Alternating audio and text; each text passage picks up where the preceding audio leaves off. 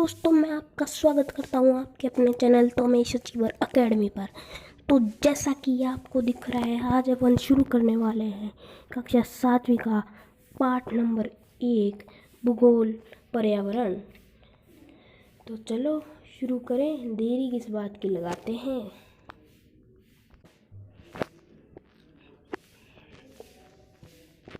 पाठ नंबर 1 पर्यावरण। लंबी छुट्टियों के बाद जब रवि स्कूल जा रहा था तब उसने देखा कि उसके स्कूल के निकट एक खेल मैदान की खुदाई हो रही है। वही एक मैदान उनके खेलने के लिए वहाँ पर था।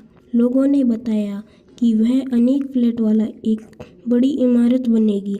जब रवि को समझ में आया, मुलायम घास, गेंदे के फूल एवं तितलियों वाला विशाल मैदान अब हमेशा के लिए नष्ट हो चुका है, तो उसकी आंखों में आंसू छलकने लगे। उसने यह बात अपने सहपाठियों को बताई।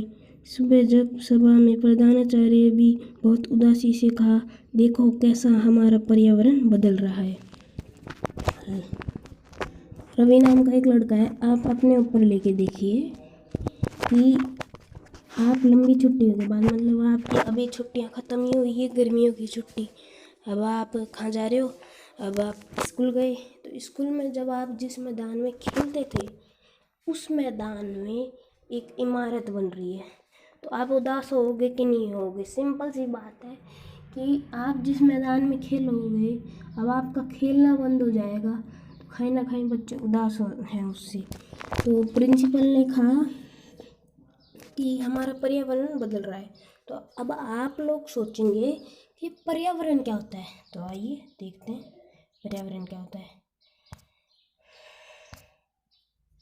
जो कुछ भी अपने आसपास देखते हैं वो सब पर्यावरण का हिस्सा है। पर्यावरण के बिना हमारा जीवन संभव नहीं है। सांस लेने के लिए हवा, पीने के लिए पानी, खाने के लिए भोजन, रहने के लिए जमीन, सब कुछ पर्यावरण से मिलता है।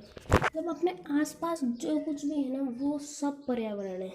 अब आपके दिमाग में काफ़ी सारे क्वेरीज उठेंगे, तो वो अपन सॉल्व करेंगे अगली स्लाइड में। पर्यावरण मतलब पर्यावरण सब कुछ है। पानी, आपके आसपास जो कुछ भी है ना वो सब पर्यावरण है। मेरे पास इस टाइम किताब है, वो पर्यावरण है। मेरे पास इस टाइम मैं चेयर पे बैठा हूँ, वो भी पर्यावरण में आएगा। तो अब शब्द की उत्पत्ति, पर्यावरण यानी एनवायरनमेंट, इंग्लिश में अपन एनवायरनमेंट कहते हैं। शब्द की उत्पत्ति फ्रेंच शब्द एनवायरोनेर से हुई है, जिसका अर्थ पड़ोस होता है। एनवायरोनेर जिसका अर्थ पड़ोस होता है। तो और पर्यावरण का क्या अर्थ होता है? हमारे आसपास। पड़ोस और आसपास कहीं से लिंक करते हैं। और आपसे एग्जाम में पूछ लिया जाए पर्यावरण शब्द की उत्पत्ति कैसे होती है, तो एनवायरोनेर से हुई है। फ्रेंच शब्द एनवायरोनेर से। आप इसे एनवायरोनेर भी बोल सकते हैं। तो आगे बढ़ते हैं। तो आप सोच रहे थे कि ये जो अपने आसपास सब कुछ है, क्लास, स्कूल, खेल के मैदान, आपके दोस्त, सब कुछ पर्यावरण में आता है। अब पर्यावरण किस टाइप के होते हैं? मानव निर्मित पर्यावरण भी होते हैं और प्रकृति के द्वारा भी कुछ पर्यावरण होते हैं। देखते हैं कैसे होते हैं। कुछ प्रकृति से बनती है, जैसे पहाड़ एक प्रकृति निर्मित है, मानव ने नहीं बनाया है उसे। मानव बना भी नहीं सकता। आप बोलोगे नहीं हम तो बना देंगे, भाई तुम तो गजब आदमी हो, कुछ भी कर सकते हो। हाँ बना सकते हो, पर कितना बड़ा बनाओगे? माउंट एवरेस्ट बना सकते हो? कहाँ से लाओगे इतनी सारी मिट्टी, बर्फ? नहीं बन सकते। पत्थर, तो ये तो मानव निर्मित है। नदी भी प्रकृति के है, और पेड़ भी प्रकृति है। मानव निर्मित जैसे कार, सड़क, कपड़े, दुकान, मकान और तार, काफ़ी सारी चीज़ें मानव निर्मित।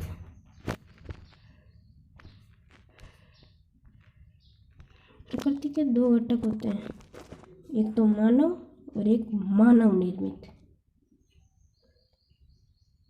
मानव और मानव निर्मित प्रकृति क्या होती है, मतलब मानव तो एक व्यक्ति, परिवार, समुदाय, धर्म, शिक्षक, आपकी किताब में भी बना होगा ये शायद देखना, इमारतें, पार्क। मानव निर्मित जो मानव ने बनाए, मानव खुद, और मानव मतलब कहीं ना कहीं वो मानव से रिलेट करते हो।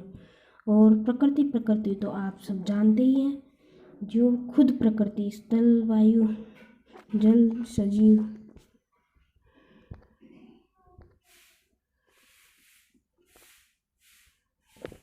अभी तक हमने जो पढ़ा उससे समझ आया होगा कि जीवित प्राणी, चारों ओर पाए जाने वाले लोग, स्थान, वस्तुएं एवं प्रकृति पर्यावरण कहते हैं। पर्यावरण प्राकृतिक, मानव निर्मित इक्वल टू पर्यावरण।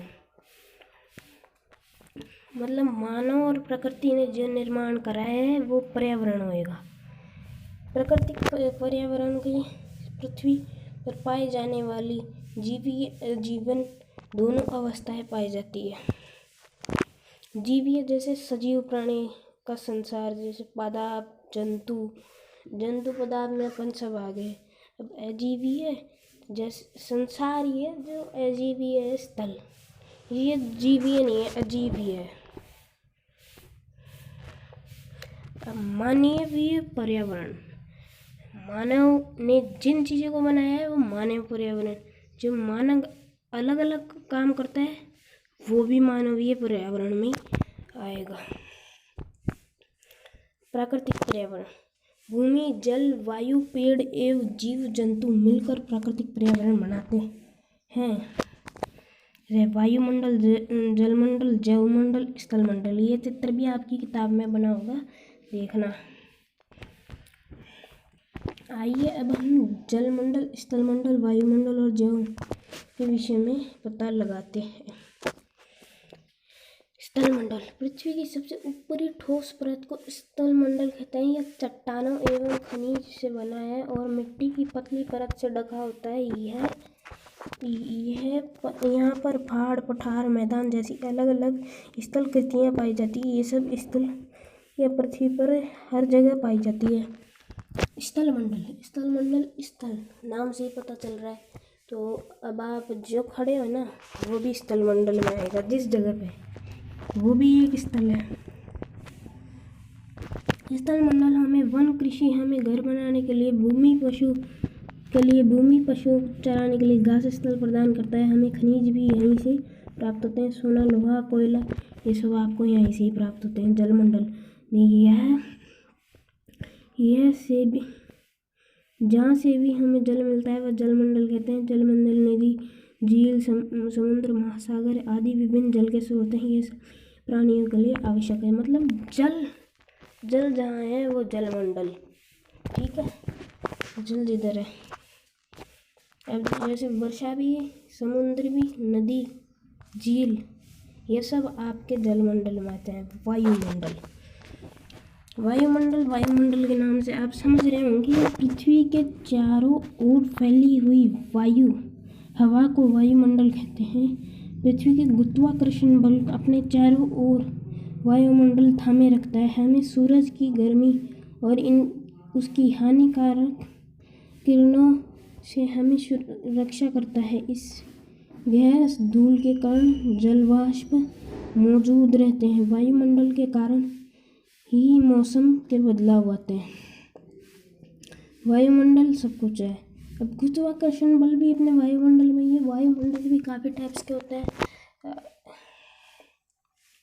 वायुमंडल के अंदर जैसे एटमॉस्फेयर, आपने वायुमंडल का इंग्लिश में होता है एटमॉस्फेयर। एटमॉस्फेयर में कितने टाइप्स की लेयर होती है, वो काफ़ी सारी आएगी, पर वो आपके आगे आएगी, अभी नहीं आए। अपने पृथ्वी के चारों ओर वायुमंडल है।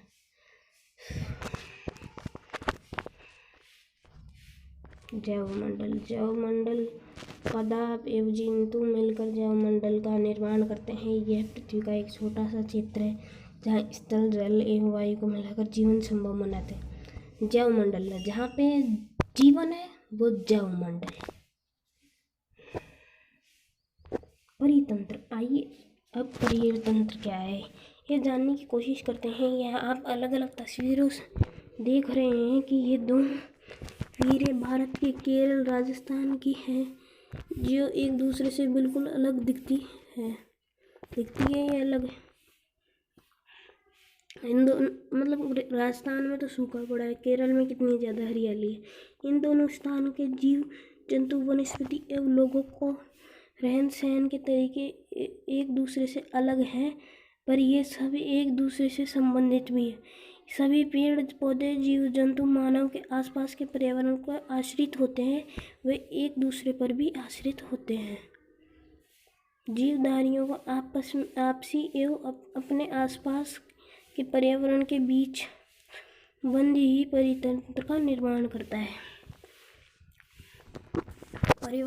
परितंत्र एकदम इम्पोर्टेंट है, ये पक्का आएगा एग्जाम में, इसे कोई नहीं रोक सकता। जीवधारियों के आसपास पर्यावरण के बीच संबंधित परितंत्र का निर्माण करता है। जो आसपास के जीवधारियों में जो संबंध है ना, वही परितंत्र है। मानवीय पर्यावरण। मानव अपने पर्यावरण के लिए अपनी आवश्यकता अनुसार परिवर्तन करता है। हम सभी जानते हैं कि पुराने समय में मानव प्रकृति के साथ जीता था। प्रकृति से ही वो अपनी आवश्यकता पूरी करता था। समय के साथ उसकी कई आवश्यकता बढ़ने लगी। मानव पर्यावरण के उपयोग उसमें परिवर्तन के तरीके सीख लिए। उसे पशुपालन, फसल उगाना एवं स्थायी जीवन जीना सीख लिया। पहिए का आविष्कार हुआ, ज़्यादा अन्न उगाना शुरू हुआ, बेचना खरीदना शुरू हुआ, वस्तु विनिमय पद्धति शुरू हो गई,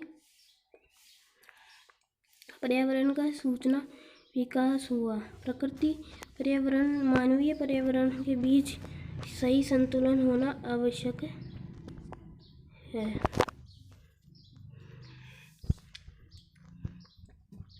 तो मानवीय पर्यावरण है जो अपने आवश्यकता अनुसार परिवर्तन करता है, वो मानवीय पर्यावरण है।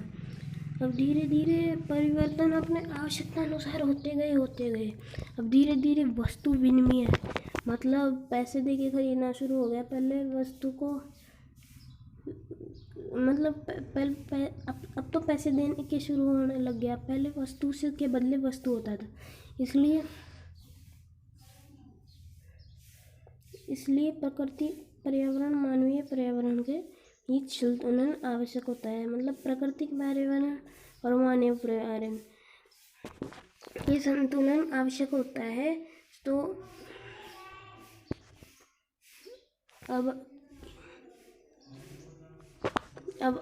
अपन आगे बढ़ते हैं। ये जो प्रत्येक वर्ष पर्यावरण दिवस मनाया जाता है 5 जून को। ये क्वेश्चन भी आ सकता है। वस्तु विनिमय, अभी अपन ने पढ़ा था, ये जिन वस्तुएं बदलती है, धन नहीं बदलता, ये वस्तु विनिमय होती है। और अपना चैप्टर ख़त्म हो चुका है, तो इसके कल या फिर कल इसके क्वेश्चन आंसर आ जाएंगे। तो आप चैनल नए हैं तो चैनल को सब्सक्राइब कर दीजिए और वीडियो को लाइक करो।